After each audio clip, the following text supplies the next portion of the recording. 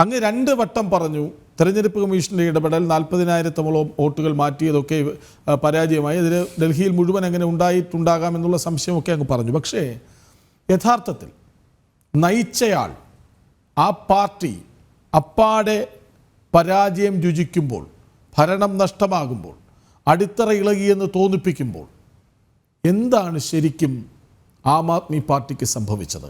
എവിടെയാണ് പിഴച്ചത്? ഇതിന്റെ ഉത്തരം ഒരു പക്ഷേ അവസാനമായി ശ്രീ സേനാപതി പറഞ്ഞ മറുപടിയിൽ തന്നെയുണ്ട്. അദ്ദേഹം പറഞ്ഞു കോൺഗ്രസിനെ സംബന്ധിച്ചിടത്തോളം അവരുടെ കേഡർ വോട്ടർമാരുണ്ട്, ആ വോട്ടുകൾ നഷ്ടപ്പെട്ടിട്ടുണ്ടെന്ന്.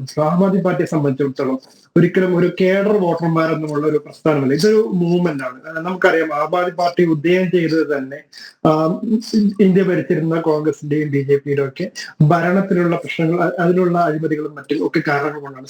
ഇല്ലായിരുന്നെങ്കിൽ അവരൊക്കെ വളരെ മികച്ച രീതിയിൽ ഭരിക്കുകയായിരുന്നു. ഇന്ത്യയിൽ എല്ലാവരും വളരെ സന്തോഷവാന്മാരായിരുന്നു അവരുടെ ഭരണത്തിലേക്ക്. ഒരു കാരണവശാലും ആം ആദ്മി പാർട്ടിയെ പോലെ ഒരു പാർട്ടിക്ക് ഉദയം ചെയ്യേണ്ട ആവശ്യം പോലും ഉണ്ടാകുമായിരുന്നില്ല.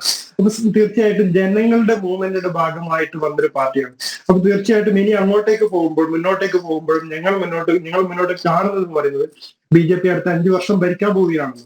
അപ്പൊ അടുത്ത 5 വർഷം അവരുടെ ഭരണം എങ്ങനെയുണ്ടാവും എന്നുള്ളതിനെ ഡിപ്പെൻഡ് ചെയ്തിരിക്കും ആം ആദ്മി പാർട്ടിയുടെ ഇനിയുള്ള പ്രവർത്തനങ്ങൾ എന്ന് പറയുന്നത്. സ്വാഭാവികമായിട്ടും ആം ആദ്മി പാർട്ടി മുന്നോട്ട് വെച്ചിരിക്കുന്ന കാര്യങ്ങൾ എന്ന് പറയുന്നത് അവിടെ നടപ്പിലാക്കാൻ ഞങ്ങൾ തയ്യാറാണ് എന്ന് BJP പറയുമ്പോഴും അതിലെത്രത്തോളം അവർക്ക് സാധിക്കുമെന്നുള്ള സംശയം. കാരണം എന്ന് പറയുന്നത് BJP ഓൾറെഡി നിലവിൽ ഇന്ത്യയിൽ മറ്റ് പല സംസ്ഥാനങ്ങളും ഭരിക്കുന്നുണ്ട്. അവിടെ എവിടെയും അത്തരത്തിലുള്ള ഒരു പദ്ധതിയും നടപ്പിലാക്കാൻ BJPയെ കൊണ്ട് സാധിച്ചിട്ടില്ല. അപ്പോൾ സ്വാഭാവികമായിട്ടും അവരെങ്ങനെ ഡൽഹിയിൽ നടപ്പിലാക്കും, ഡൽഹിയിൽ നടപ്പിലാക്കുകയാണെങ്കിൽ തന്നെ മറ്റുള്ള സ്ഥലങ്ങളിൽ എങ്ങനെ നടപ്പിലാക്കും എന്നൊക്കെയുള്ള ചോദ്യങ്ങൾ. അപ്പോൾ ഇവിടെ ഒരു ചോദ്യത്തിന്റെ യാതൊരുവിധ ആവശ്യം ആം ആദ്മി പാർട്ടി അവസാനിക്കുകയാണോ എന്നൊക്കെയുള്ള രീതിയിലുള്ള സംസാരങ്ങളുടെ ഒന്നും നിങ്ങൾ ഉദയം ചെയ്തത് അങ്ങനെയാണ്. അനാവശ്യമായ ഒരു ചോദ്യമല്ല, നിങ്ങൾക്ക് അതിൽ മറുപടി പറയാം. അത് അനാവശ്യമായ ചോദ്യമാകുന്നത് എങ്ങനെയാണ്? നിങ്ങൾ എപ്പോഴാണ് ഉദയം കൊണ്ടത്? എങ്ങനെയാണ് ഉദയം കൊണ്ടത്? എത്ര പെട്ടെന്നാണ് വളർന്നത്? അങ്ങനെ വളരെ പെട്ടെന്ന് ഉദിച്ച് വളരുന്നവർ വീണു പോകുമ്പോൾ അത് വളരെ പെട്ടെന്നുള്ള അസ്തമയത്തിലേക്കുള്ള പോക്കാണെന്ന ചോദ്യം എന്തുകൊണ്ടാണ് തെറ്റ്? അതുകൊണ്ടാണ് ഞാൻ പറയുന്നത് ഞങ്ങൾ വളരെ പെട്ടെന്ന് വളർന്നു എന്ന് പറയുന്നത് ജനങ്ങളാണ് ഞങ്ങളെ ആ രീതിയിൽ വളർത്തി കൊണ്ടുവന്നത്. അതല്ലാതെ ഞങ്ങൾ മറ്റെന്തെങ്കിലും മാജിക് കാണിച്ചതൊന്നുമല്ല. തീർച്ചയായിട്ടും 3 വട്ടവും ഞങ്ങളെ അവിടെ വിജയിപ്പിച്ചത് ജനങ്ങളാണ്. ഞങ്ങൾക്ക് ഇനിയും അത്തരത്തിലുള്ള അവസരങ്ങൾ ജനങ്ങൾ തരിക തന്നെ ചെയ്യും. കാരണം ഞങ്ങൾ ആ രീതിയിലുള്ള പ്രവർത്തനങ്ങൾ തന്നെയാണ് മുന്നോട്ട് വയ്ക്കാൻ പോകുന്നത്.